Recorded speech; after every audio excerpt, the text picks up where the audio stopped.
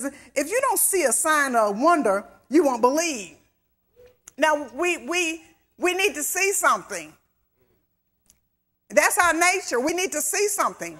And that's why it's important that manifestation takes place. Jesus says that, but it doesn't mean he wasn't getting ready to do something. Sometimes we read that and we say that like, well, Jesus is not going to show signs and wonders, but he showed the signs and wonders. Because he said, you're not going to believe unless you see something. Now, I'm going to take a little detour here. It's not going to be a long detour, but I got to talk to us about our resources. Because, you know, the main thing that's crippling the church, the main thing that's crippling the people of the kingdom right now is a lack of support and finances, money to support themselves. How many are in a financial crisis? I don't even want to look at you. And so what we deal with is we need, and because we haven't seen God do it, then we can't believe for it. We can't move like it's already there. There are a couple of things I want to point out that I want you to make note of as it deals with our resources. First of all, you can do everything that you're taught, and you can prosper, but you will not have peace about your financial situation unless you get an understanding of what God is really doing. See, it's not about just having money. It's not just about making money. There's a whole lot involved in this financial part of having peace financially. You can have peace financially and not have a lot. Amen. Oh, somebody can say amen. Amen. And you can have a whole lot and no peace and still be jumping off bridges someplace.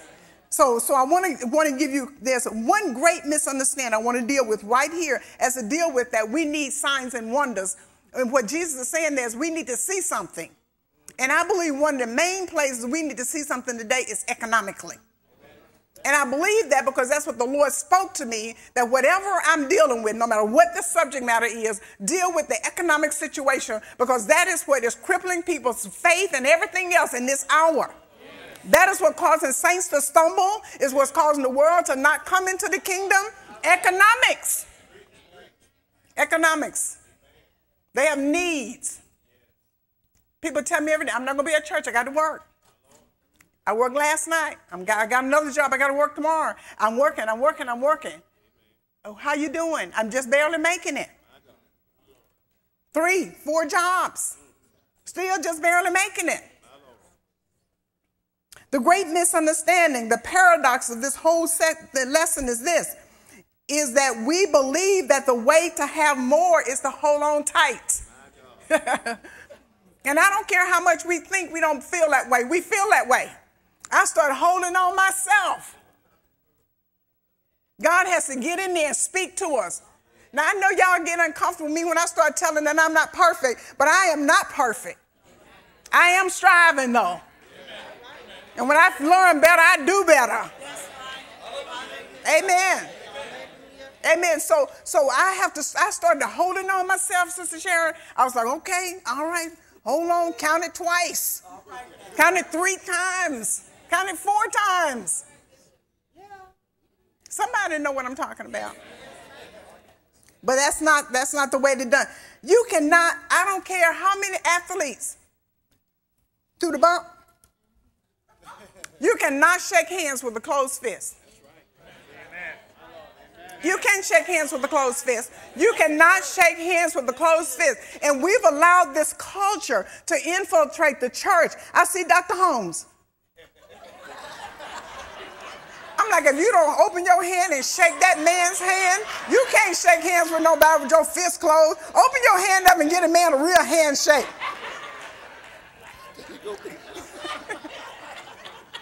Now, I know it's culture, and I'm not knocking. You can do that. But I'm just saying that you cannot shake hands with me with your fist closed.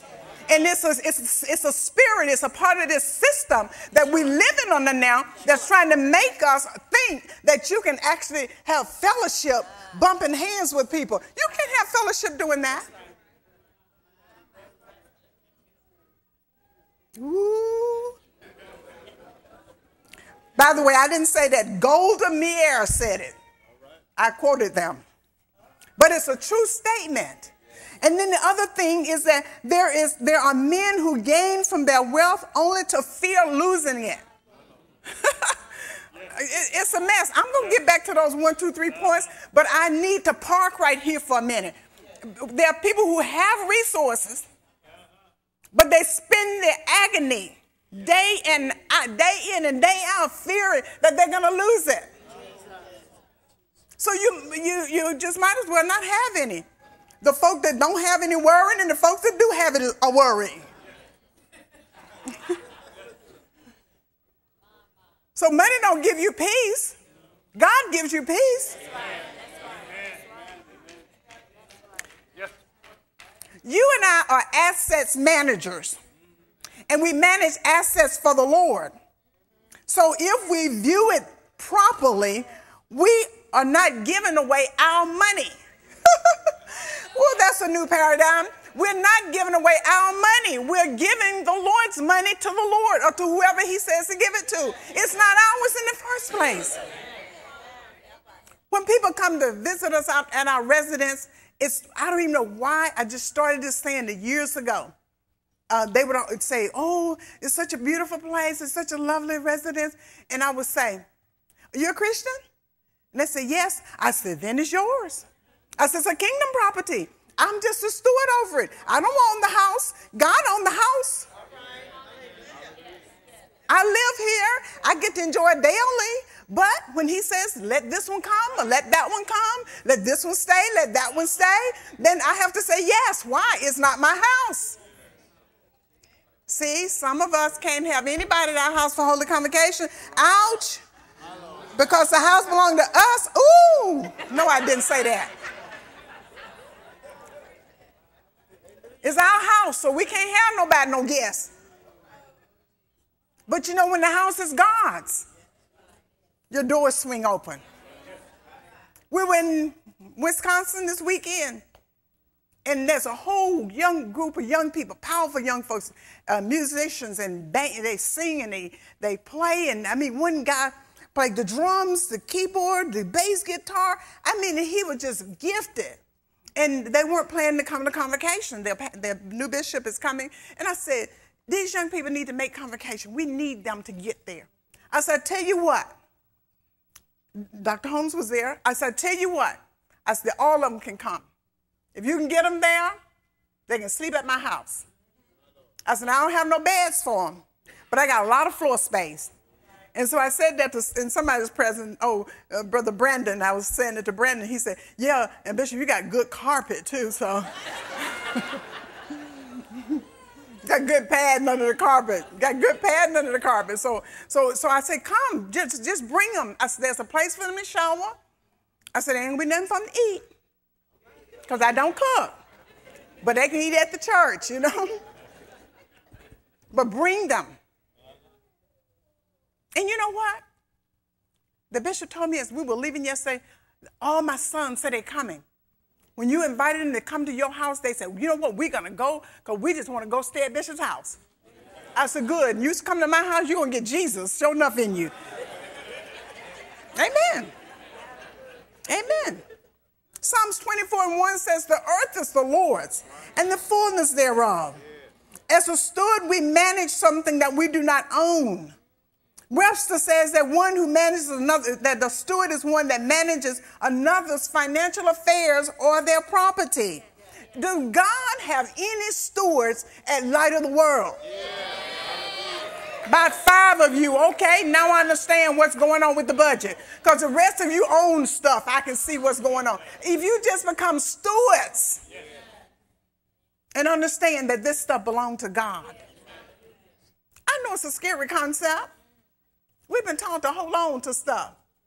But I'm telling you, the way to get it is to give it. Release it.